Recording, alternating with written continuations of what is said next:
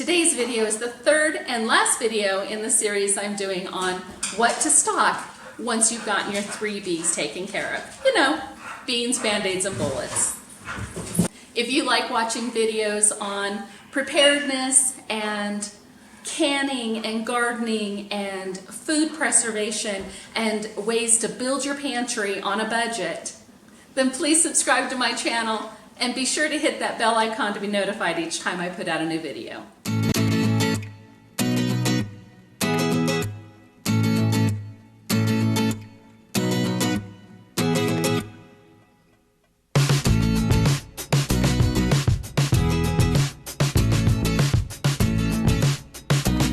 Hi, welcome to my home. My name is Kathy, and in today's video, we're going to be going over the next items you may want to consider stocking up on once you've gotten your 3 B's taken care of. Now let's get into today's list.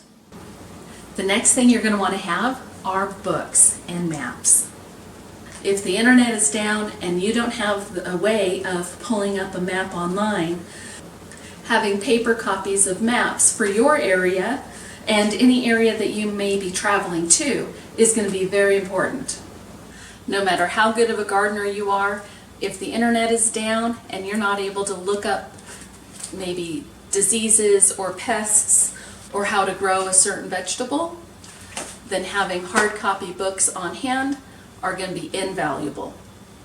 Whether it be just cooking in general for some great new menu ideas and recipe ideas, canning books, a bread baking book with illustrations on the techniques needed to make the bread, and maybe some medicinal herbs and plant books and books on how to identify the plants in the wild. And don't forget your fictional books. Nonfiction is great, but if you're without power, so you have no TV, no internet, then having a good book to just curl up on the couch with maybe an oil lamp or the sun coming through the window and being able to immerse yourself in a nice fictional book will help you escape the reality for even just a little while. Another thing you may want to consider in addition to having maps and books is maybe having some board games and cards. They'll just help pass the time and relieve some of the boredom. And next on the list of things you should consider having after you've gotten your 3 B's taken care of is communication. Whether that be two-way communication, like in the way of walkie-talkies and airband radios, or one-way communication. Here I have a couple of examples. I have this emergency crank weather radio. It can be charged with solar or a hand crank, or if you have a power source available, you can also plug it in and charge it. This is also a weather band radio, but it's also an emergency portable power station. So once it's charged, you can use it to charge other things, as well as being able to listen to what's being broadcast by the local officials in regards to weather and other emergencies that are in your area. And of course, the walkie-talkies and the airband radio, which I would use for one-way communication to listen, but not necessarily transmit out, because you don't want to give away your location if you don't have to. But being able to listen in on what's going on around you, or being able to talk with others in your group that happen to leave the security of the home, it's a good way to know what's going on around you and then also be able to communicate with those in your group that have left. Something else you may want to consider is possibly a CB radio or a police scanner. This by no means is a full list of the types of radio that you could have on hand, but hopefully this will give you an idea and get you thinking about what maybe you have already or what you may want to acquire so that you're ready in case the power goes out and you need to be able to know what's going on directly around you. What other ideas can you think of that you may want to add to the communications list? The next thing on the list, and this probably goes along with while you're getting the 3Bs taken care of, is gardening supplies. Start gardening. Even if it's just in containers, you can do a lot in small containers, out on a balcony, or even just in a sunny window.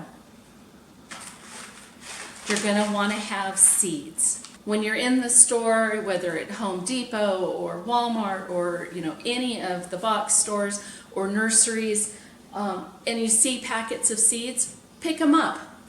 Usually they're not very expensive and they'll last just fine for a few years. So don't think that you have to use all of the seeds in your packet the same year you bought it. I've had seed packets that I bought 3 or 4 years ago and they're still germinating. So don't think that just because you buy it this season, you have to use it all this season. Even if you buy it this season and you don't plant it until next season, no, that isn't a waste because you still have those seeds and you'll still be able to plant those once you're able to. So in addition to seeds, maybe consider starting to compost, because right now we know that fertilizer is going to get difficult to find. It probably won't impact us local or home gardeners, but start composting, even if it's just taking a trash can with a lid on it and throwing your table scraps in there. Table scraps, leaves, dried grass. You'll want to make sure you have those fresh ingredients in there, and then also the dried ingredients like the leaves and the grasses. And just make sure you're turning that in the garbage can, and you may be surprised at how well that works for making compost.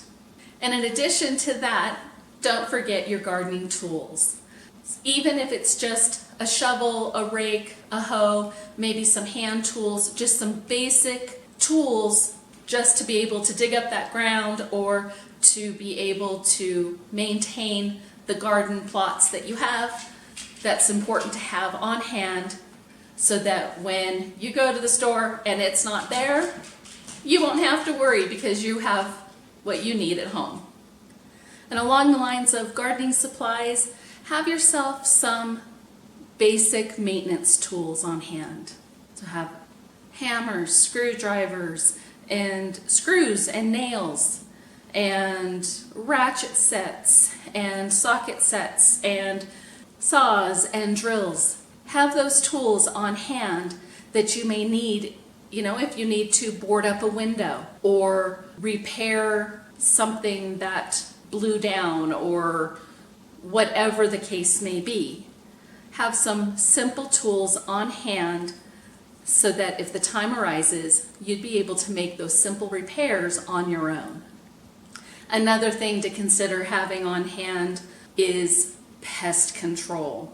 So if there's a case where garbage isn't coming to pick up the garbage, and so you have your garbage just outside in plastic bags, that's going to bring in the rodents. So you want to have a way to be able to control those rodents or those pests when they come in.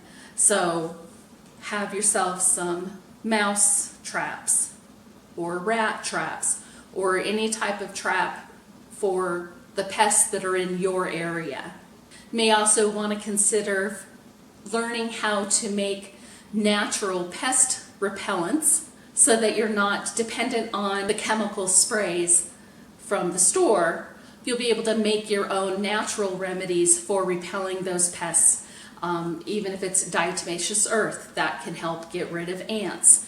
Or peppermint or any type of mint that tends to repel the ants and the spiders as well.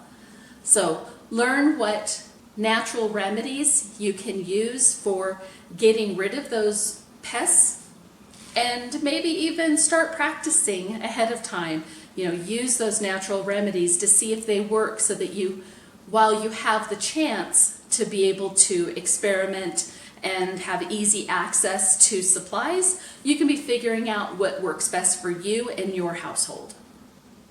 Now, to end out today's video, the next thing on my list is alcohol and barter items. Alcohol can be a very good barter item, but alcohol can also be used for making tinctures or as a disinfectant. For that, you're looking for your clear, high alcohol content. Alcohols like vodka or Everclear. Something that that's clear and doesn't have the extra additives. Those can be used for disinfecting surfaces or cleaning wounds. Although I don't know if I'd want to put it on my wound, but it can be used for that. So consider those types of things to have on hand. Also just small bottles of alcohol, those would be great to use as barter items. And then other things to consider for barter items is like those little tubes of toothpaste or those little mini travel size items that you can get at the store. Walk up and down the aisles like in the travel area or in the camping area. You can usually get some small, inexpensive items that you can use for bartering. Well, I hope you liked today's video. If you did, please be sure to give it a thumbs up. And if you're not already subscribed to my channel, please consider subscribing and be sure to hit that bell icon to be notified each time I put out a new video. Well, until next time, I hope you have an amazing day and we'll see you on the next video. Bye now.